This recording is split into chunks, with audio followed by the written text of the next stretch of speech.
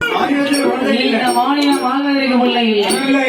ஏப்பா குழந்தை இல்ல குழந்தை இல்லையே, ஏன் பிள்ளை இல்லை? என்ன காரணம்? அதாவது நாகராஜன் பேரிலே ஒரு வேணுவனாக பிறந்து 9 மாத சூழ்மானை பானம் போட்டு கொண்டிருக்கான். அழியாம ஒரு பானையில போட்டு கொண்டா, பானையில போட்டு கொள்ளல, பானம் போட்டு கொண்டிருக்கான்.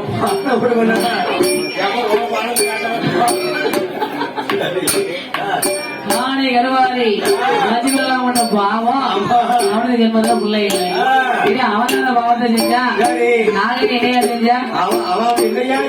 அவன் போன ஜென்மங்களை ஒரு மருத்துவமாக பிறந்து கருவ உருவளிச்சிருக்கான். அதனால அவளை கேட்ட ஜென்மத்துல பிள்ளை இல்லை. ஊசி போட்டு கலத்திருக்கான். அம்மா ஏ பார்வதி நாகராயம் நாகனியும் வீரோட கர்மத்தை செஞ்சிருக்காங்களே, இவங்க போய் குழந்தவரை சொல்லுதியே, குழந்தவரை கொடுக்க முடியாதுன்னா முடியாது. போன ஜென்மத்துல பாவத்தை செஞ்சிருக்காங்க, இந்த ஜென்மத்துல ஏதாவது பாவங்கள் செய்திருக்கிறாங்களா?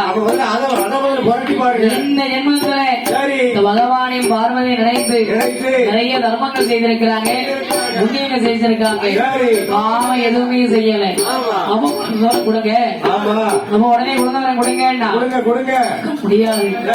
ஏன் கணக்கில பிள்ளை இல்லை, அதான் குழந்தை கொடுக்க முடியாது. பகவானே குழந்தவரை நீங்க கொடுக்கலா, அந்த பார்வை நான் போய் கொடுக்கட்டும். அவன் பார்த்தார் பகவான், ஆனவனாகப்பட்ட பகவான் வரங்க கோபம் கொண்டு அதிசந்தி பார்வையிழந்த வாடி பண்ண